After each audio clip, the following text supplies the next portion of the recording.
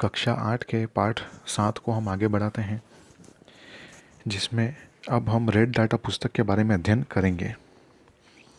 Professor Ahmad बच्चों को red data पुस्तक के विषय में समझाते हैं।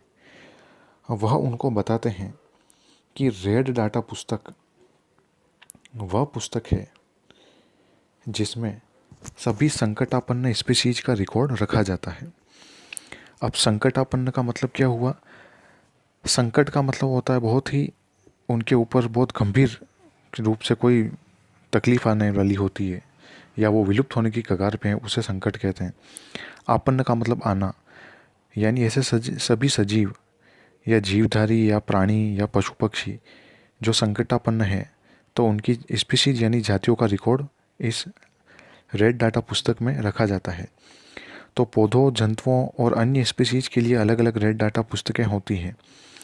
रेड डाटा पुस्तक के विषय की अधिक जानकारी अगर आप पाना चाहते हैं कि ये क्या होती है, कितने प्रकार की होती है, क्या उसमें वर्णन विवरण लिखा जाता है, तो आप कंप्यूटर पर www.will.government.in/nvis/primate/new/nvwc/plants.htm से प्राप्त कर सकते हैं।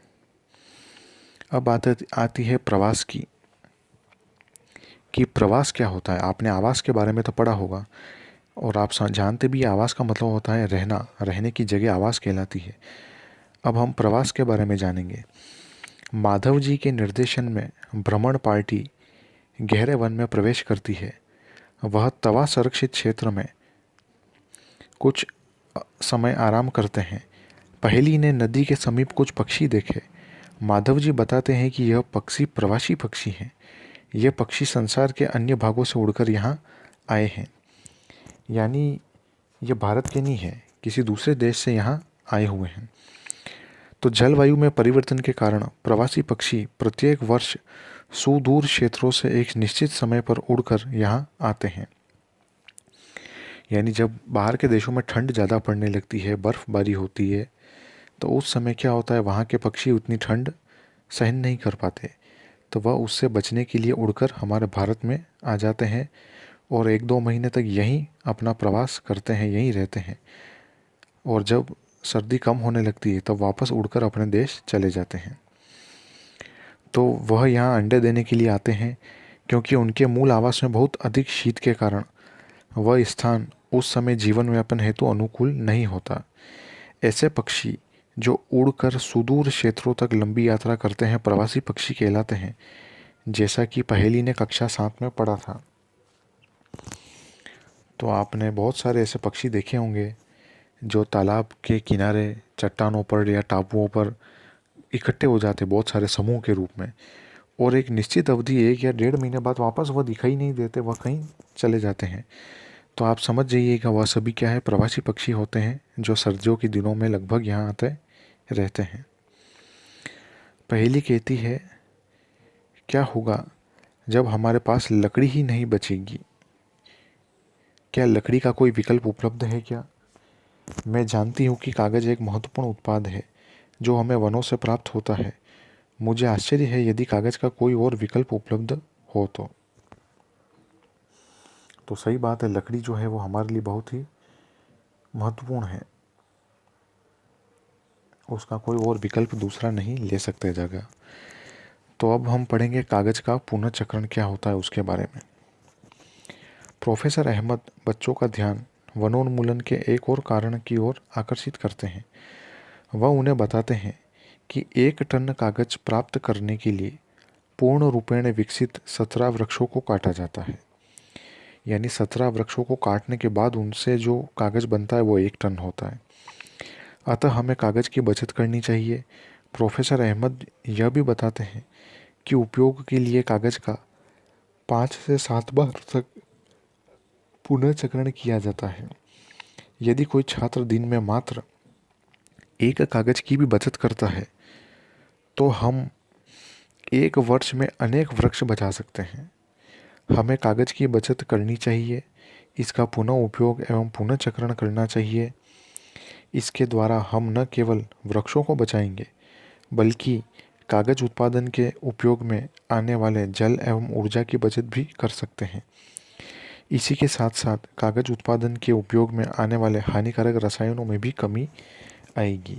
यानी ये सब हमारी सूझबूझ पर निर्भर करता है कि हम व्यर्थ में पेज न फाड़ें, या हम जो कभी पेज फाड़ कर उनसे खिलौने बनाकर खेलने लगते हैं, या कभी स्याही पोंछने के लिए पेज फाड़ देते हैं, तो ऐसी चीज़ें हमें नहीं करनी चाहिए। अगर स्याही गिर जाती है पेन में से, तो हमें उसके लिए एक स्वच्छ कपड़ा रखना चाहिए, या फिर हमें चौक का प्रयोग करना चाहिए। चौक स्याही को सोख लेती है, और हमें कागज़ के बने खिलौने बनाकर नहीं खेलना चाहिए। इससे हम कागज़ की बचत कर सकते हैं। क्या वनोन्मूलन का कोई स्थायी हल है क्या, बूझो पूछ रहा है। तो यह आपके सामने एक ही स्थायी हल है, इसके अलावा कोई और दूसरा रास्ता नहीं है। पुनर्वन रोपण, यानी वनों को वापस से बढ़ाना, यानी जो पेड़ कट चुके हैं उन पेड़ों की जगह नए पेड़ों को रोपना, पुनर्वन रोपण है। प्रोफेसर अहमद का सुझाव है कि वनोन्मूलन का उत्तर पुनर्वन रोपण है। पुनर्वन रोपण में काटे गए वृक्षों की कमी पूरी करने के उद्देश्य से नए वृक्षों का रोपण करना है। रोपण वाले वृक्ष सामान्यतः उसी स्पीशीज के होते हैं जो उस वन में पाए जाते हैं। हमें कम से कम उतने वृक्ष तो लगाने ही चाहिए जितने हम काटते हैं। प्राकृतिक रूप से भी वन का पुनर्रोपण हो सकता है। यदि वनोन्मूलित क्षेत्र को अबाधित छोड़ दिया जाए तो यह स्वतः वापस पुनर्स्थापित हो जाते हैं। अब देखो ये कैसे हो जाते हैं अपने आप। अगर हम वनों में जाना बंद कर दें या उसमें कोई दखल अंदाजी करना बंद कर दें, तो छोटे छोटे जो जीव जंतु होते हैं वह क्या होते हैं, जो फल पकता है पेड़ पर उसे खाते हैं, और खाने के साथ साथ वह इधर उधर लेकर दौड़ते हैं।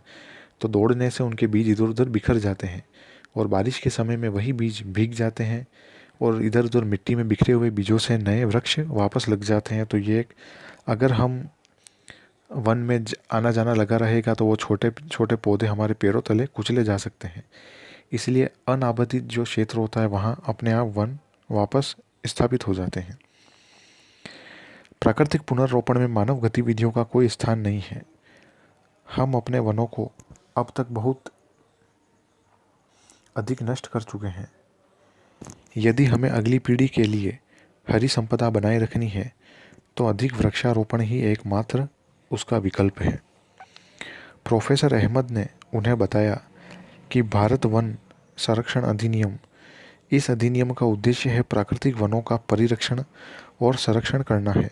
साथ ही साथ ऐसे उपाय भी करना है जिससे वन में और उसके समीप रहने वाले लोगों की आधारभूत आवश्यकताओं की पूर्ति हो सके। कुछ समय विश्राम करने के पश्चात माधव जी ने बच्चों को वापस चलने को कहा, क्योंकि सूर्यास्त के पश्चात वन में रुकना ठीक नहीं होता, क्योंकि सूर्यास्त के पश्चात बहुत सारे जंगली जीव और जंतु अपने भोजन की तलाश में वन में इधर उधर भटकने लगते हैं, इसलिए वहाँ नहीं रुकना चाहिए। वापस आने के बाद प्रोफेसर अहमद एवं बच्चों ने इस उल्लासपूर्वक अनुभव के लिए माधव जी का आभार व्यक्त किया। तो इस तरह से हमारा पार्ट 7 जो है वह खत्म होता है। इसमें कुछ प्रमुख शब्द जो आए थे वो इस प्रकार है: जैव विविधता, जैव मंडल, वनोन्मूलन, मरुस्थलीकरण, पारितंत्र, संकटापन्न स्पीशीज, विशेष क्षेत्रीय स्पीशीज, विलुप्त प्रजातियाँ, प्राणी जात, वनस्पति जात, प्रवासी पक्षी, राष्ट्रीय उद्यान, रेड डाटा पुस्तक, पुनर्वन रोपण और अभ्यारण्य। आपने क्या सीखा में भी कुछ महत्वपूर्ण बिंदु हैं जो आपको जानने होंगे।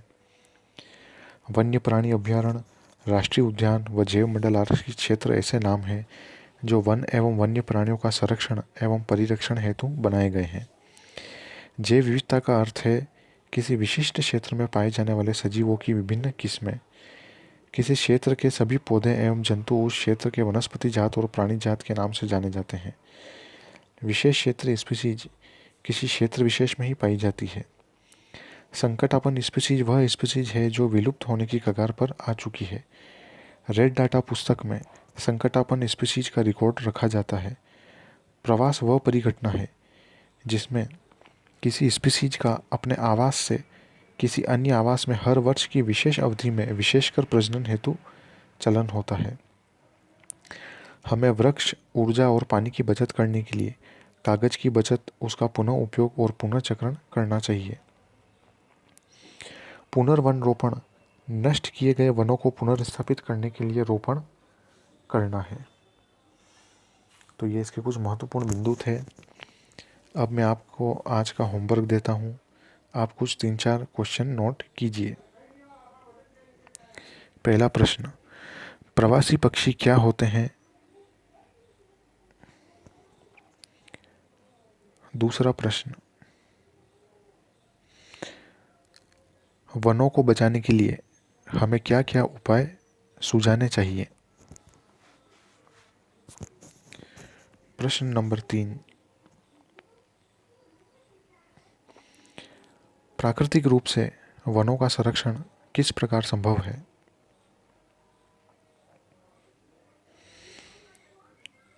प्रश्न नंबर 4, हमें कागज का ध्यानपूर्वक उपयोग क्यों लेना चाहिए? ये 4 क्वेश्चन हैं जो आपको स्वयं हल करने हैं।